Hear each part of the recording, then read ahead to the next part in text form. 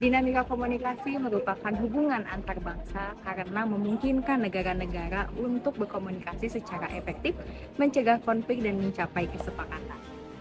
Tujuan utama diplomasi adalah untuk memfasilitasi dialog, mempromosikan pemahaman, mencegah konflik, dan membangun hubungan yang saling menguntungkan antar negara. Selain itu, sebagai pengamanan kepentingan suatu negara yang menjamin keuntungan maksimum negara tersebut. Kepentingan yang utama adalah pemeliharaan perdamaian dan kesejahteraan rakyatnya. Nah, salah satu contoh dari diplomasi komunikasi adalah gerakan pemboikotan produk-produk yang diidentifikasi dari Israel. Hal ini dilakukan guna untuk menyelesaikan konflik yang terjadi di Palestina. Contohnya ada di video berikutnya ya.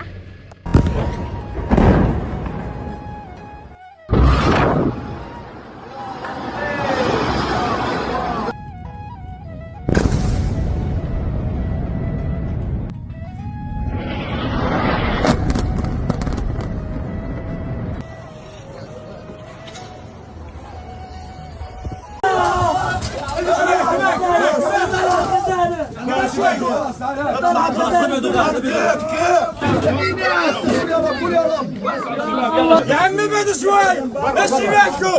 عايز برا هذا برا برا برا برا شباب برا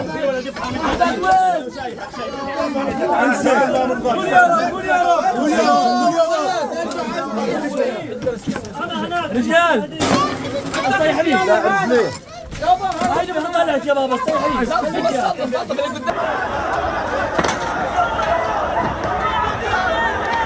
Nah, saat ini saya sudah bersama salah satu narasumber yang akan kita tanya-tanya nih mengenai konflik yang sedang terjadi saat ini. Selamat sore Ibu. Dengan Ibu siapa? Ibu Ira.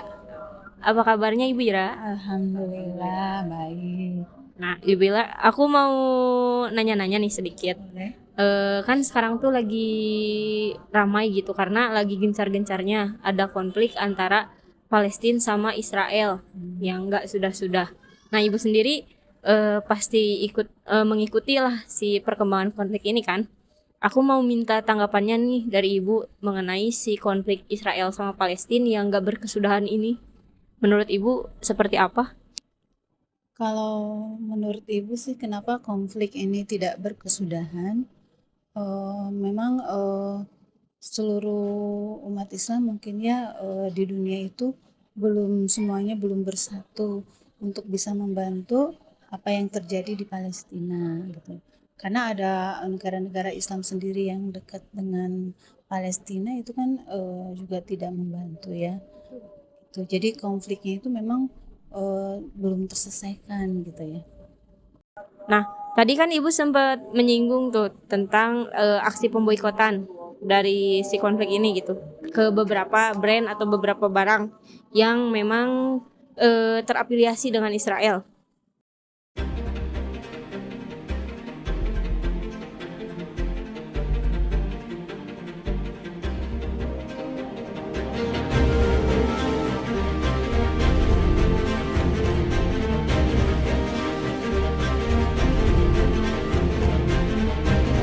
Dan produk yang diduga pendukung Israel nih, dan luar biasanya bahkan sampai keluar fatwa MUI yang secara resmi membahas tentang pemboikotan ini. Membantu orang yang mendukung agresi Israel terhadap Palestina hukumnya haram.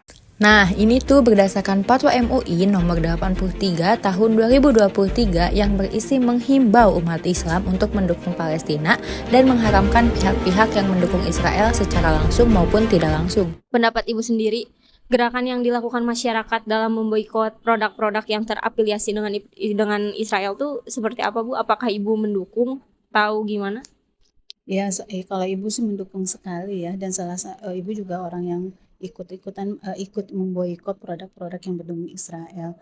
Karena dengan memboikot itu untuk menunjukkan keberpihakan kita kepada Palestina yang sebetulnya kalau boikot itu kan belum jadi solusi ya. Tapi dengan adanya boikot itu kita menunjukkan keberpihakan kita, kan sangat sebetulnya jauh sekali ya antara kekejian yang mereka lakukan dengan pemboikotan yang kita lakukan gitu ya. mereka tuh sangat keji memperlakukan perempuan, anak kecil dan sebagainya. Masa untuk perkara begitu aja sih kita tidak bisa melakukan itu gitu ya. Untuk hal yang lebih besar dari itu kan kita sendiri tidak bisa melakukan apa-apa, daripada diam ya kita melakukan pemboikatan yang selama itu masih bisa kita lakukan untuk menunjukkan bahwa kita berempati atau kita juga istilahnya tidak mendukung apa yang dilakukan Israel kepada Palestina. Nah, barusan kan udah disinggung nih sama narasumber kita yang pertama tentang boikot yang dilakukan oleh masyarakat dalam upaya membantu menjadi penengah di konflik antara Israel dan Palestina. Kira-kira orang-orang lain setuju gak ya sama statement boikot produk yang terafiliasi sama Israel ini? Yuk kita cari lagi ya Pak ya. Oke ya, karena kebetulan kemarin juga memang turun aksi boikot di McDonald's di di mana ya? Di daerah atas lah gitu ya.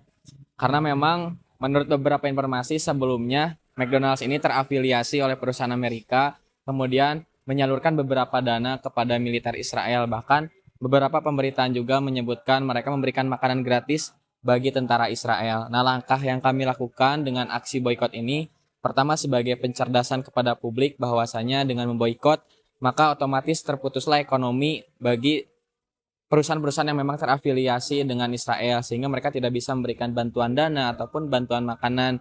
Selain itu juga memang bukan hanya McDonald's ya, banyak sekali perusahaan-perusahaan yang memang terafiliasi dan juga mendanai kegiatan-kegiatan berupa genosida tersebut, seperti itu. Setuju, karena itu akan membuat ekonomi Israel itu akan semakin kuat dan akan semakin kuat juga untuk membuat senjata-senjata, peralatan-peralatan perangnya untuk menyerang Palestina.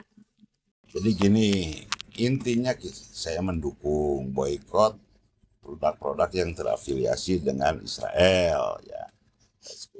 Banyak produk yang masuk di Indonesia dan sangat digemari penduduk Indonesia, tapi untuk menghentikan atau menguranginya agak susah karena permintaannya banyak. Jadi tetap kita lihat atau kita minta pemerintah membantu sepenuhnya untuk memboikot juga produk-produk yang terafiliasi dari Israel supaya lebih bersungguh-sungguh untuk melaksanakan boikot itu dengan mendukung Palestina, dengan mendukung konflik Palestina dan Israel gitu aja. Nah, untuk harapannya sendiri nih melihat si konflik dari Israel dan Palestina yang tidak berkesudahan ini, harapannya gimana nih? Ya harapannya pemerintah lebih aktif lah, lebih aktif untuk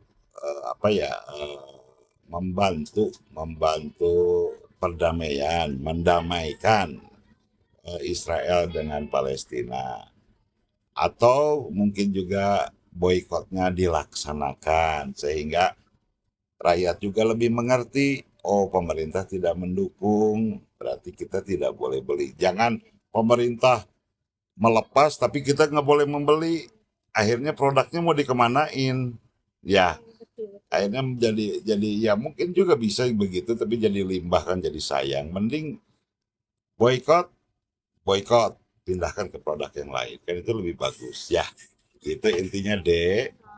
Ya harapannya tentu saja yang pertama ya, masyarakat ini tidak boleh diam ya, harus selalu menyuarakan, entah itu dengan boikot ataupun dengan petisi-petisi di online gitu, di Instagram dan sebagainya gitu. Terus yang kedua, diharapkan para petinggi-petinggi di negara-negara lain juga tidak hanya diam ya, tapi ikut serta menyuarakan di forum internasional seperti PBB, dan pada akhirnya yang sangat diharapkan adalah kemerdekaan bagi Palestina, karena ini bukan hanya tentang ras tapi tentang genosida gitu.